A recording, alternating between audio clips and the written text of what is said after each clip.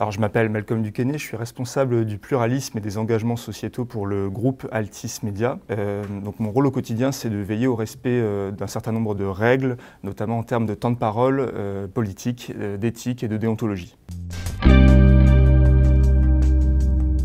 Alors, concernant le pluralisme, l'ensemble des antennes de télévision et de radio sont soumises à un certain nombre de règles. Donc, on se doit de représenter l'ensemble des acteurs politiques du pays. Et concrètement, on a un outil qui nous permet de relever le temps de parole sur l'ensemble de nos antennes. Et on va les transmettre à l'autorité de régulation de la communication audiovisuelle et numérique qui va les vérifier et nous rendre un avis. Donc là, par exemple, sur BFM TV, on a un sujet sur la vaccination qui serait boudée par les Français. Donc on a le ministre Aurélien Rousseau qui prend la parole. Et donc dès qu'il commence à s'exprimer, je clique pour décompter. Je sélectionne Aurélien Rousseau. Et ensuite je fais lecture pour voir combien de temps il s'exprime. Et dès qu'il s'arrête de parler, je clique à nouveau pour comptabiliser son temps de parole.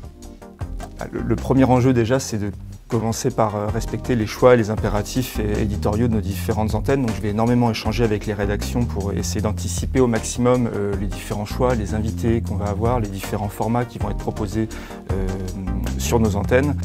Donc là, on va aller voir Philippe Corbet, qui est le directeur de la rédaction de BFM TV, pour lui poser une question sur un débat qui est prévu ce week-end sur l'antenne de BFM TV.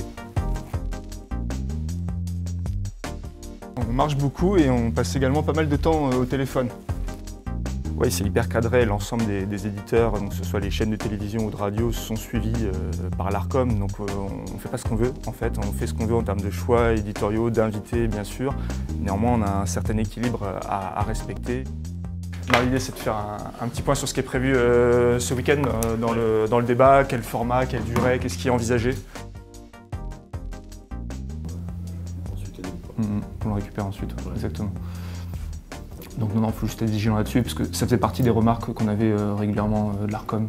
Donc j'assure également la coordination et le suivi du programme d'éducation à l'information L'Info en Vrai, qui a pour objectif d'expliquer aux différents publics sur l'ensemble du territoire comment travaillent nos journalistes au quotidien pour fournir une information de qualité et fiable.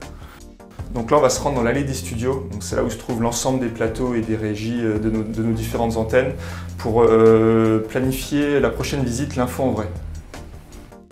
Une fois par mois, en fait, on va accueillir le grand public dans nos locaux. Ils vont avoir l'occasion de visiter nos plateaux, nos régies, de rencontrer nos journalistes. Il y a également des ateliers à destination des scolaires. On va adapter évidemment un petit peu les rencontres en fonction du public. Là, on est dans la régie de BFM TV, donc l'idée c'est aussi de montrer aux gens les coulisses de l'information. Nous, en tout cas, ce qu'on dit, c'est qu'on a une base. BFM TV propose également le Tour de France BFM TV et vous. Donc là, ce sont nos journalistes qui vont à la rencontre des différents publics sur l'ensemble du territoire.